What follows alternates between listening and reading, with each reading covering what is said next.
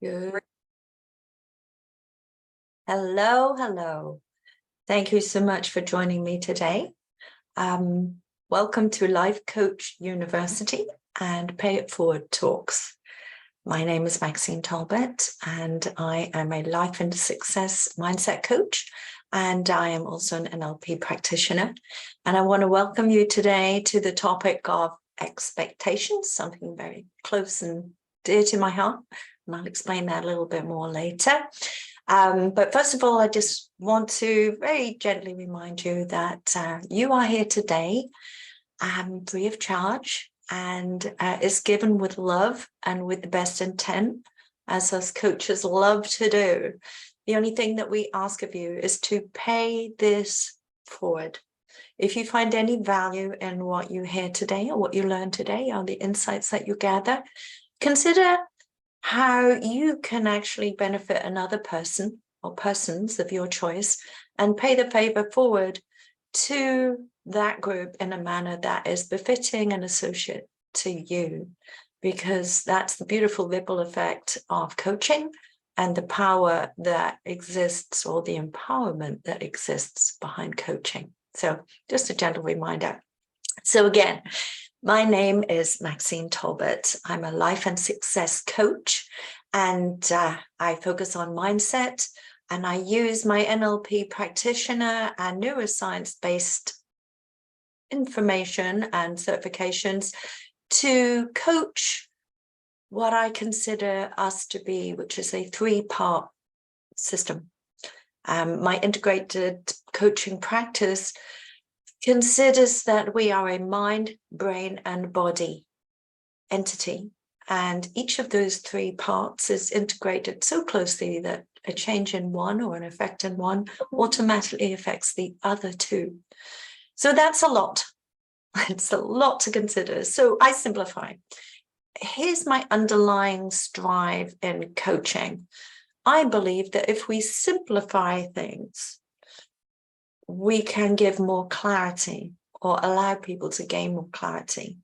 And with more clarity, they can gain more insights. And with insight, we can make more informed decisions that lead to deliberate action. And that's where the magic resides, because when we decide to take deliberate actions, we can move ourselves towards meaningful change. And that meaningful change is what we determine to be meaningful to us. So back to today's topic.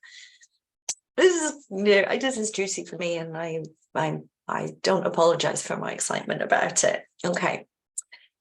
Why do we have expectations in our lives? What are they? And how do they creep in? And why? So let's plant that there. Let's put that to one side for a moment. Why is that relevant? Well, I think we can all say we all have expectations. We may not intend to, but we do. And when they are not met, they can really cause us quite a bit of discomfort. That discomfort can look like frustration, disappointment, and it can actually lead to real disgruntlement, just general bad feelings, and even anger that can be towards ourselves, others, society, career. There's so many different life areas that those expectations can affect. So here's my go-to saying. I'm going to put this out there because it's a nugget, and if you would like, you might want to write this down. We'll come back to it. I say, as a great reminder to myself every day, that the difference between your expectations and your reality is a measurement of the frustration that you are feeling. Think about that. Your expectations and your reality. That difference, the bigger the difference, the more frustration you feel, the more disappointment you may feel, and that may bleed into other negative feelings. Essentially, our expectations can determine our subjective reality of our lives. Okay, they impact us and they impact everybody around us because of what we hold. And they can become self-fulfilling prophecies. They can actually determine whether we rise or fall, depending on the expectations and beliefs that we carry. So that sounds pretty profound. And I think if you pull it apart and think about your own expectations and what you may have suffered by from emotions associated with them, is that those things are real. They're pesky things. And it's one of the reasons I call my business Expectations Reset, because in my coaching, I think it's an extremely important thing to visit what those are, because they're a great indicator of how we're living our lives, right? Back to the subjective reality of our lives. It's personal. So today, we are going to talk about,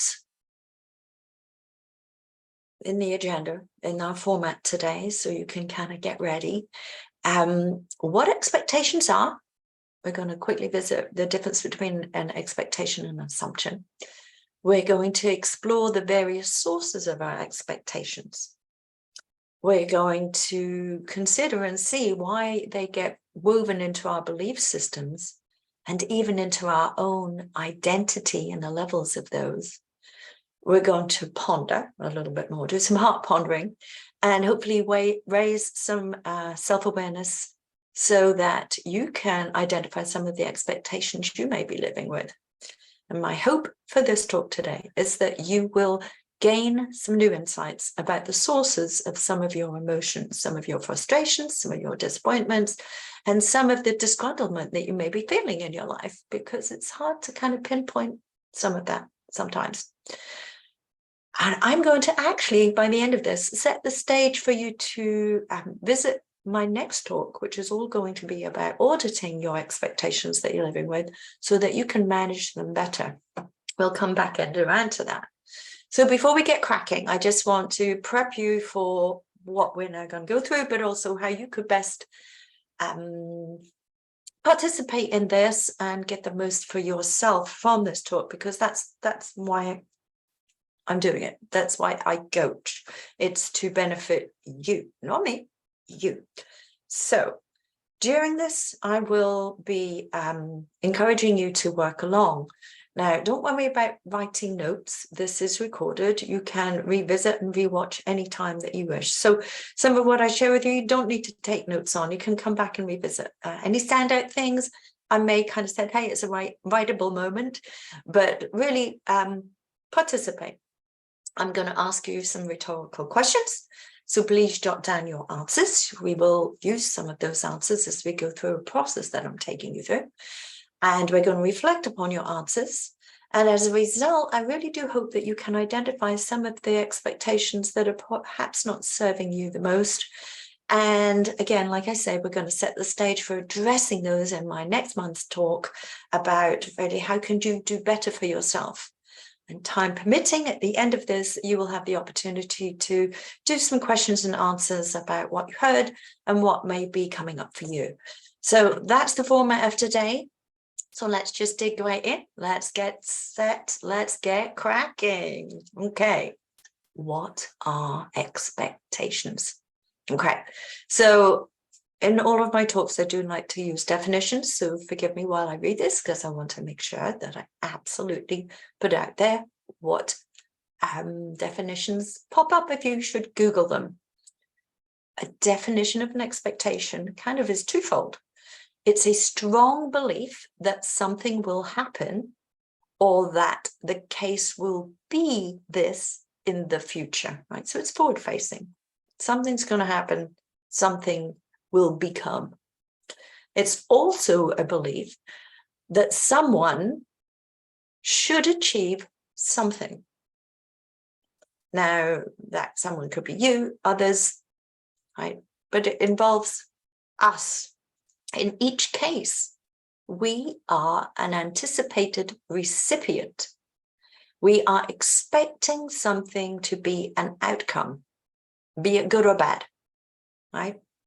That definition, that differentiation between good and bad, that's subjective. We'll come back to that. But also notice that it's a driving force moving that event forward towards the outcome that we're expecting. Right? There's a driving force. Something's going to happen for us to be a recipient. And that something happening can be an internal force or an external force. Now, that distinction is important because it will contribute to the level of dissatisfaction, frustration, upset that we feel, the negative feelings that come back. So I also do want to do a quick comprehension check as well. Here's a question for you, and I want you to participate if you can, and just consider this. Is an expectation simply an assumption?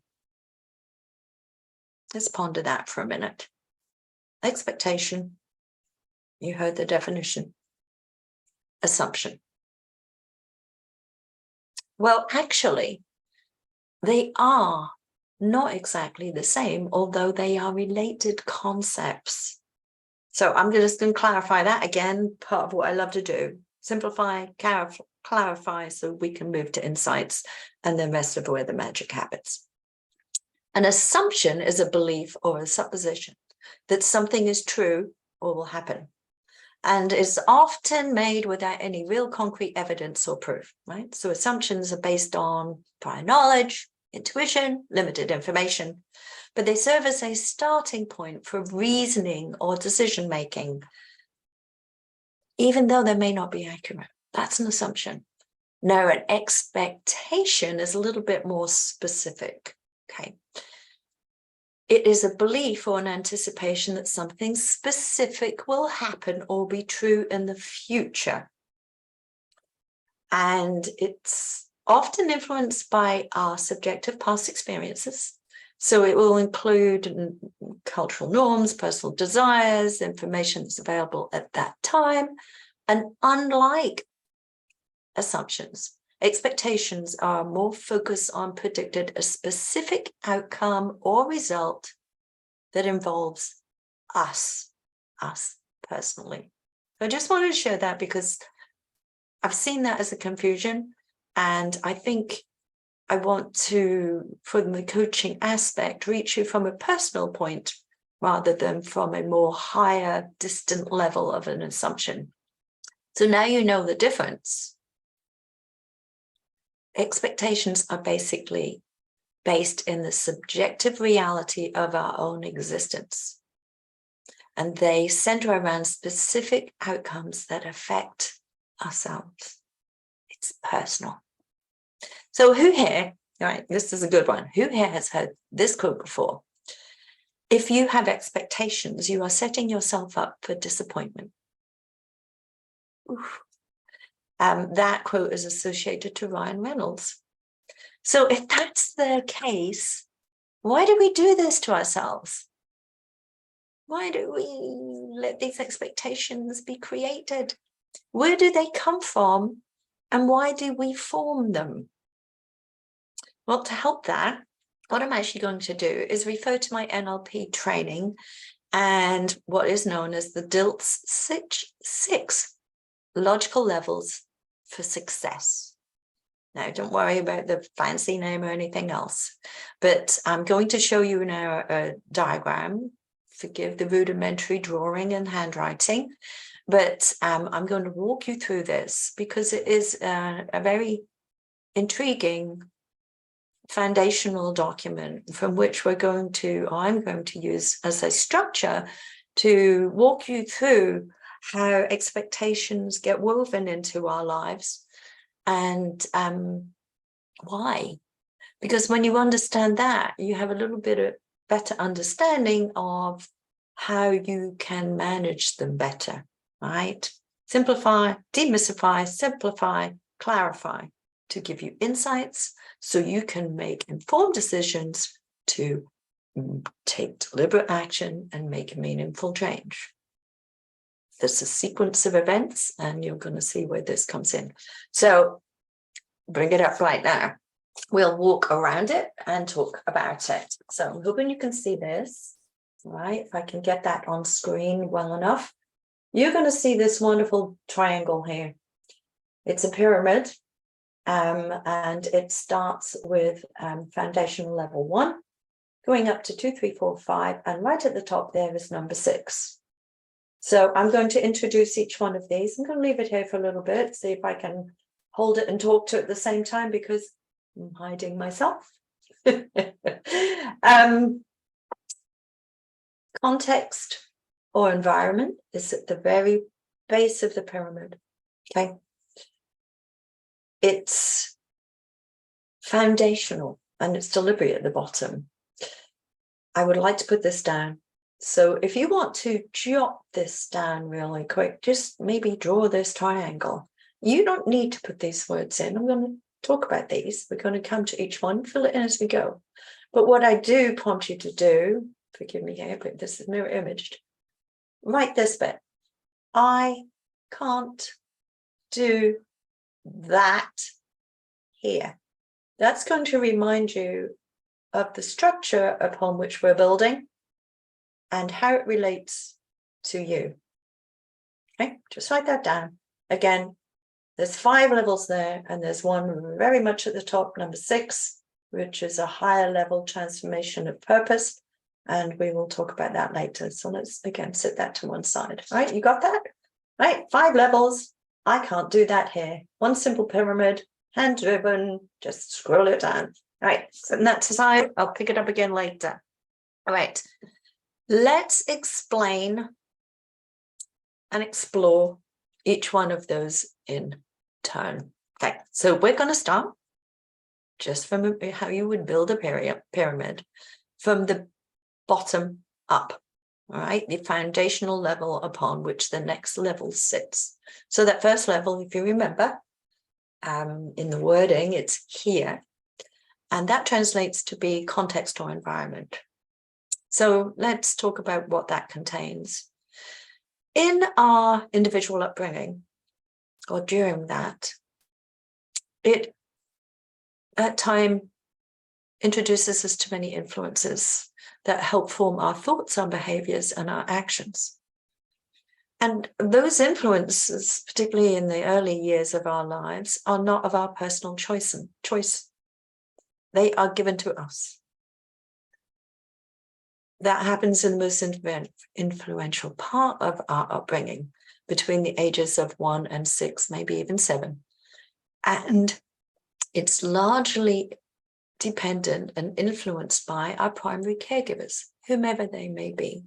So let's consider what's in that grouping of the context and environment. So that can contain such things as our culture, the actual physical environment in which we find ourselves, the location in the world of where we are and what surrounds us, religion, and largely as well, our access to resources, whatever resources those could be. So I'm not just talking money here, I'm talking resources in general. As we grow and we are introduced to life, we conform to adopt all of those elements, what we are exposed to as our norms, our normals. We get conditioned and programmed to our environment, to the context within which we live, and they form whatever is there, the basis of our logical levels of triangle. They are foundational to our existence. They are the very base of our framework upon which we build. We take them for granted and we slip them into our subconscious, especially when they are not challenged. And they're seldom challenged in our formative years. Right? We have not expanded our personal identity far enough to probably participate much in outside what we are introduced to. Now, if something does change in a foundational level, say, for instance, we move to a different location, or we partner up with somebody from a different culture, say, then what we have begun to, or become to accept as a normal needs to be adjusted. We unintentionally without even trying, form expectations around all of those normals. We don't expect anything different. We expect permanency. We expect to be able to rely on those normals. So that's quite fundamental. That's very foundational. And I want to now ask you to reflect for a minute and just think about what exists in those elements for you, your culture, your religion, your environment, where you hang out, right? Your context of the people that you spend your time with, your physical location in the world, and what you surround yourself by, and your access to resources. What assumptions, I apologize, what expectations of yourself, others, and life in general have you adopted that exist in that foundational thinking? Think about that. What expectations affect you, yourself, others, society, work, career? What are you expecting from life, in life, based in those foundational levels? Just scribble that down if you can. Something quick. It doesn't have to be ginormous. It's a big topic, but just something that pops up immediately. Set it aside, write it down. So me, I'm just going to share just to get the juices flowing. I grew up in an environment where there was little to no access to real financial resources of any kind. It was from my family and my immediate neighborhood and friends and my world as I knew it then, a money in, money out type of existence. And I know, based on that, that my expectations of life have been very colored by that scarcity mindset in every aspect of my life, some positively and some negatively. So I just want to share that because that's something that may get you thinking about what's foundational for you in the expectation of your life, that you're expecting of yourself, of others, your work, society, just the people you hang out with. What are you expecting based on that foundational level? Now, I'm spending quite a lot of time there because it's foundational. So let's build on that. What's the next level up? Well, I can go back to this diagram. Next level up, behavior, right? Our behaviors are rooted and often a result from that foundational conditioning and learning that we received, right? That first level, our context and our environment. We learn from others' behaviors by watching and copying them. We learn from them. And our behaviors evolve over time and built in the experiences that we have based in the context environment that we are in. And they are reinforced by repetition and over time, reinforcing the behaviors that we adopt and see. Okay. Those in turn lead us to create more expectations. Those behaviors we consider to be normal, acceptable, expected. So we expect to have them around us going forward, right? We have learned that it is reasonable to have those expectations met because experience has shown us that we can reliably think that they've been met in the past. We don't need to communicate. We don't need to even think about it. We can live with those expectations. So next level question. You answered the first. Now consider this one. What exists in your behavioral level for you? What behaviors do you expect from yourself and of others that you feel you don't need to communicate or even explain? So I'm going to throw a reasonably bland one out there just to get your juices going. Follow along, please write down. Be considering yours, because that's where the beauty of this talk really comes from, is how is this relating to you? So here's an example. removing one's shoes before entering a home.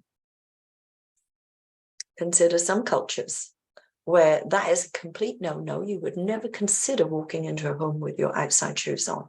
And there is a ritual and a routine where you would leave them, and it would be disrespectful to walk in with those shoes on and not consider taking them off. Here in the US, that is much more lax. That is a personal choice of the household. And some households like that, some don't bother. But you will not be in any way offending anybody or disappointing anybody to a large degree in the US if you inadvertently walk in with your shoes on.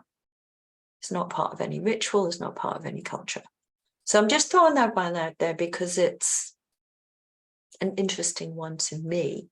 So what behavior do you have in your existence that you expect of others and really don't anticipate needing or should have to communicate it or ask, right? Let's look at the next level up. This would be the third level up. I'm again going to bring this up. Capabilities and skills, right? So you've got that I can't do this here. We talked about here. We talked about that. Now we're going to talk about the doing. And the doings always circle around our capabilities and skills. So that next level. Those previous two levels foster us acquiring our capabilities and learning skills in our lives, right? They do, they're foundational. Our context and our environment will lead us to think about what behaviors we need to adopt. And then in order for those behaviors to work well, we will need certain capabilities and skills. And as we grow those, we get proficient in many and we continue through practice. And we become competent in many skills and capabilities. We go to school, a resource. We learn certain aspects of where we are, depending on where we're going to school and who is teaching us. We take those skills and those capabilities forward with us and we enhance them. And we have a certain level of expectations that adhere themselves to those. I'm going to use a car as a metaphor, something I like to do. Think of it this way. When we are driving a car, expect the people on the road to have the same driving skills and competency that we do. Right? And when they don't, we get very upset when they prove us differently. It's a societal expectation, depending on where we live, that we can expect and believe that people know how to drive and know how to drive well. We've built a whole system around it here in the US, resulting in a driving test and a driving license. People should know how to drive. They're expected to, right? See where I'm going with this? It's a societal norm. But we also know through experience, not everybody's quite as capable or skillful as driving. So, out of interest now, next rhetorical question, write it down, please. What exists in your capability and skill sets for you, where you have adopted or made the leap to believe that you can expect others to naturally have those capabilities and skills? I want to ask you about that. They may not be reasonable. What expectations do you have that exist in those skills and capabilities? Language is a big one. Let's move up this triangle. So, next level up. Don't forget to write your answers down, by the way, because we're building on these. Next level up. Do you remember what that is? This is a big one. Leaps. Ooh, look at what resides beneath it that contributes to building these. All right, I'm going to take my time on this one. because our beliefs really are strongly influenced by the previous levels beneath it, and to culminate in what we craft. I'm using these words deliberately. In what we believe. Okay. Our beliefs, even if you just look at that triangle, cover every aspect of how we see and choose to navigate and live our lives. They become a filter or a lens through which we reduce what we are receiving in, and we use that lens to compartmentalize and group what's coming to us based on our beliefs. We use those beliefs as a structure of our life and what's around it and how we navigate it. So you can see how those beliefs have very strong influence around us. But consider this. By the time we've built up those levels of logical levels of success, which form at the very top our actual identity, contribute to our personal identity, some of what is getting filtered through and reaches us is now distorted. It's been distorted, right? It's been influenced by the level one context of our and environment in which we've experienced in life so far. The behaviors that we have learned or adopted or are nurturing, using, the capabilities and skills that we have acquired and still working on, they all contribute to those beliefs. So by the time we are forming our beliefs, they actually may not be founded in truth at all. Or if they are or were in the past, they may not any longer be true or relevant. We are strongly influenced by our experiences that reside in our past. They make us part of what we are. But now our beliefs will also form our expectations. And this is where it gets sticky. For instance, I believe, based on what I have experienced in the past, in my family and my upbringing, and learned from very young age and have strengthened a belief as I've continued, that the male role in a household includes that male being a handyman, very capable around the house and fixing things, just household stuff, right? A household handyman. He can do a little carpentry, he can do a little paintwork, he can do things that may help maintain a house. That's not true. That belief is something I carry, but that is not true. And I've learned that through recent experiences with relationships that I've had. It's an unfair expectation on my part. Unfair. So again, here's another question, and this one is probably a little bit harder to think about, or maybe get into a little bit more of the trickier, stickier stuff.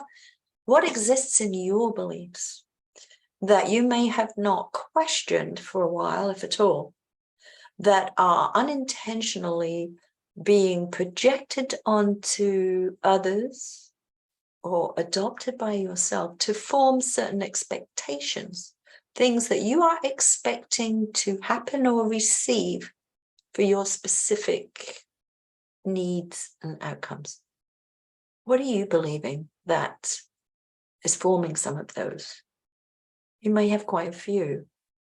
So think about that, jot them down, see what pops up. You may have something that immediately comes to mind, because this is the emotional side of it, right? Our beliefs become part of our value models. I'll talk about that another time. Right now, I'm just sticking to the DILTS model of logical levels of success, right? And I want to simplify. I want to keep it there in a framework. So now you've written that down. Let's go to the next level.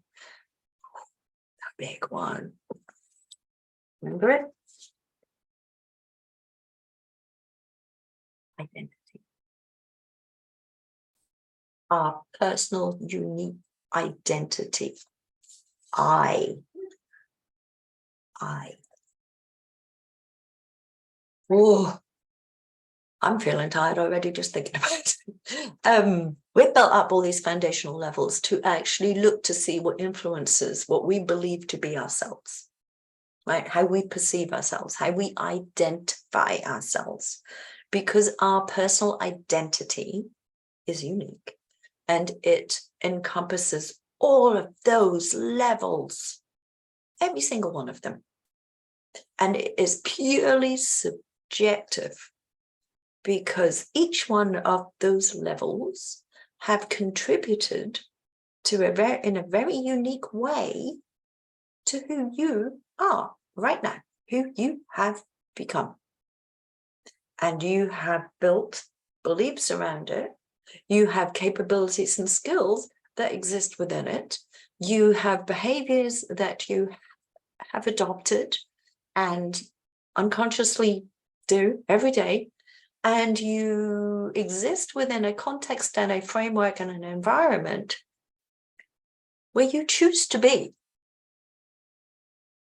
May not have started that way, but as an adult, which I'm assuming the listeners all here are, you've chosen to be.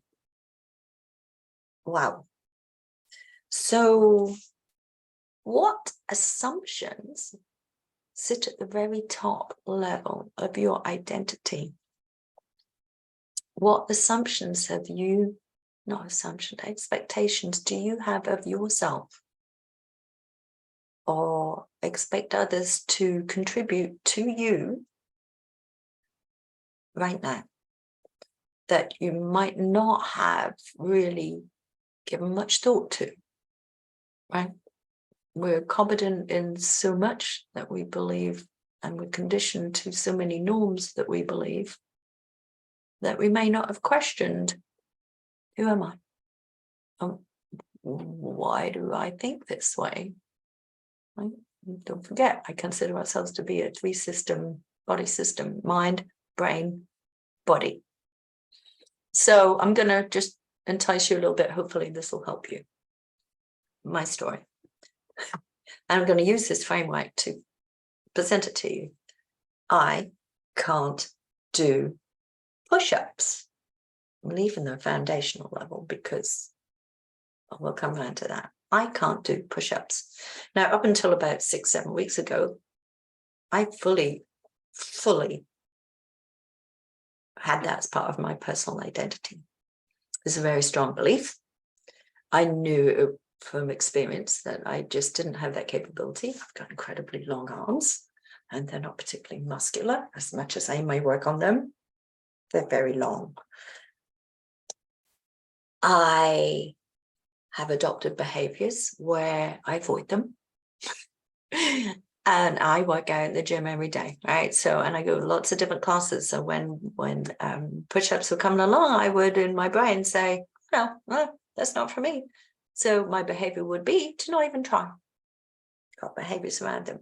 The context and the environment, really had to sit and think about that one, that lowest level. Where did that come from? Me as a kid, skinny, lanky, gregarious, in the gym at school, who couldn't get over one of those horrible horse things that they ask you to jump over, right? I couldn't get over that damn thing.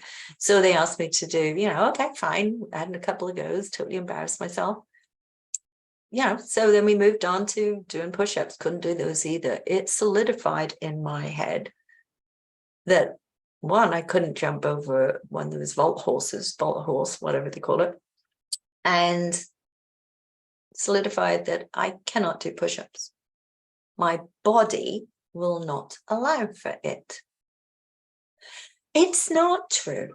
I can do push-ups, and for the last 7 weeks I have been.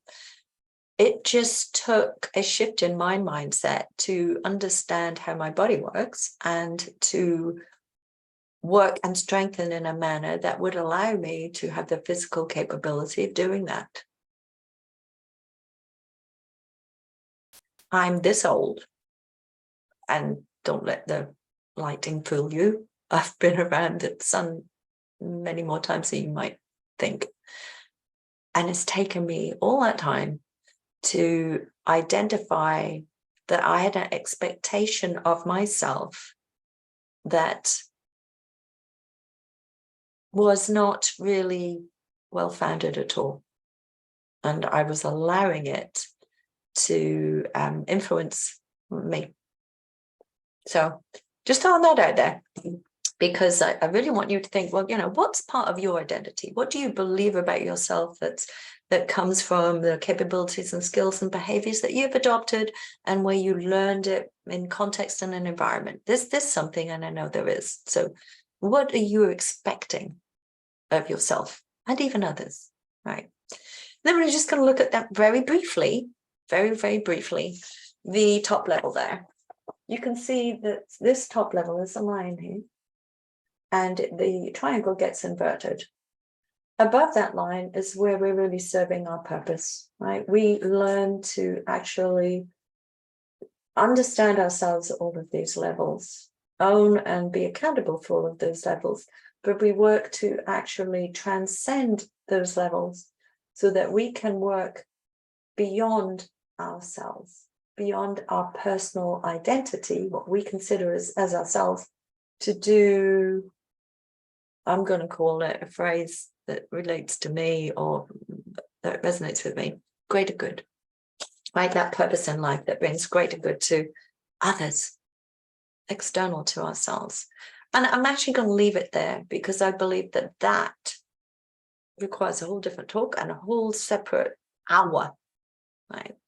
So I'm hoping that what you can see is that just using that model alone, as we grow and evolve as a human in our human condition, we weave the expectations into our lives, and they are complex and they are messy because we operate on all of these logical levels every day without much thought at all. And our brains love to kick in. Here's the neuroscience, where it keeps us comfortable. Right? It doesn't want us to work that hard. It wants to be able to react very quickly, and it needs to be able to make quick decisions. And to do that, it moves a lot of our thoughts into neural pathways which are easily accessible, and we don't have to think about them. It moves into our subconscious. It's part of that programming I was talking about, that neuro programming, back to neuro-linguistic programming. Okay, don't want to go too deep into that, but that's what's happening. Our brain does that, our body does that. We shift it all into automatic pilot, whatever you want to call it. But those expectations, if we're not paying attention and we're not aware of them, invoke some very strong emotions when they're not met. And we need to bring them back into our awareness. Because if we don't, we can't explore them. And if we don't explore them, we can't understand them. And if we don't understand them, they can become a very unnecessary burden on us and bring us negative emotional feelings that cause us to suffer. A lot of that is unnecessary suffering, because our filters have maybe, made us adopt some expectations that just are not reasonable. Now, I'm here to show you, or tell you really, that there is a process to do that. I've kind of researched and worked on this for quite a long while. And again, that's one of the reasons I call my business Expectations Reset, because I think it's relatable. And as a consequence of the process and some of what we do together, we work to bring that self-awareness up. We strip things down to go back to the understanding of the who, the why, the where, and how we are. We go through those logical levels to see what resistance sits there, but we also learn to understand ourselves better, forgive ourselves, become more informed, make better decisions. And the end beautiful result out of default of that is we strip away many, if not all, of those expectations. It's a wonderful process, and it's a natural, organic result. And I love participating in that with my clients, and I love watching it. And it's very fulfilling to see the liberation that comes with it. So what I'm actually doing at the moment is segueing into next month's topic, right? Where I'm going to be walking you through how to audit your expectations so you can manage them. I don't want to give too much away for next week. So I'm just going to remind you of the saying that I use a lot. The difference between our expectations and our reality is measured by the amount of frustration we feel. Does that make sense now? Does that really kind of anchor why that is a profound thought? You see, I want to leave you with this. In that equation, right, there's two things: your reality and your expectations. So in a two-part equation, there's only two factors that can influence the outcome. Right? That discomfort felt in the middle, call it what you like, disappointment, frustration, anger, even the negative feelings that exist there, right? There's only two elements that can change, that can move: your expectation or your reality. They're the only two things that can change the frustration, that element in the middle. So at the minimum, one of those factors has to change. How do you know? How do you choose? Is it best to change your expectations? And I don't necessarily mean lower them. I mean change them. Or change your reality? Well, depending on the context and the environment within which you are and your needs, the answer is it depends. A bit of a cliffhanger there, isn't it? I'm kind of leaving you there to ponder that question, because I want to address that next time, next talk, next month, so that you can take some of the insights that you have learned today and just consider what influence they have on you, what power they have over you, and how you may be navigating your life a little differently because of those expectations. I'm going to work you through a process that breaks those expectations down. I would ask you in preparation of that to pick one, large, small, whatever it is, something that is meaningful to you. And we're going to break it down into the key elements to determine what's at the root of it and to determine if it's reasonable. And then an audit process that will allow you to then determine which of those two elements need to change, and developing a plan to do that. So what that process will do is actually make you a little bit more self-aware of how that expectation was formed and what you may be doing or not doing to affect whether that outcome, that desired outcome, that expectation is met, because you do have some control. Then I'm going to take you back to what I originally said. Remember I talked about it's your subjective reality? Well, I also pointed out that in the definition of an expectation, there's a driving force, isn't there? The driving force that moves you away from the outcome that's expected or towards it. And that force, that driving force, can be external to you or internal to you. And again, that distinction is important because you need to identify where that driving force is. Once you know, then you can make an informed decision on what are you going to do about that. One of my favorite sayings, what are you going to do about that? Are you going to make meaningful choices and change to affect your reality so that the expectation that you are desiring is met? Or are you going to reevaluate the expectation to see if it's reasonable, whether it really should even exist, and alter that expectation to something that is reasonable? You may do a little bit of both, but my desire is to take you through a process where you don't have to angst over that. It's a logical stepped process. It's about 10 steps long. And again, we will visit that next month.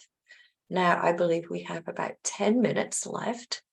And I was wondering if there were any questions that you may have. So I'm now going to have a look at that. I see if anybody has asked a question, and not seeing anything popping up per se. So I'm going to continue with some rhetorical questions for you, and maybe I'll share my reflective thoughts on those. And maybe we can just keep this mindset going about the power that expectations can have over us if we remain unaware of them and we don't work to understand them and get more insights so we can do things differently, right? Because NLP, when we know better, we do better. We cannot chastise ourselves for things we didn't know in the past, right? That self-awareness is always today. That mindfulness is always today, in the present. And we choose to take it forward with us or not. So let's look back at this structure. I'm bringing you back to this because I think this is a nice container, framework, per se, of how you can consider the interwoven effect of expectations in your life and how they are formed using all of the different elements that go to become our identity, and how one level is built upon the other and influences each. So I'm going to go and go, I can't do that here. Let's have a think. What can I not do here? I'm a little bit stumped because I'm still thinking about my push-ups. I love coaching. I believe it's entirely important to introduce people to new perspectives, new information, new thoughts to consider, new science, different processes, things that they may have not known before, that allows them to explore and become more curious about who they are and why they are and who they wish to be, right? I can't do that here. Back to that. As a coach, I cannot give advice that will direct a person to make choices in any aspect of their life. I can't do that here. That's wholly true. I expect myself as a coach to hold that true. It's a fundamental truth for me as a coach, and I hold it very near and dear to my heart. That's okay. There's no expectation around that. that I am uncomfortable with.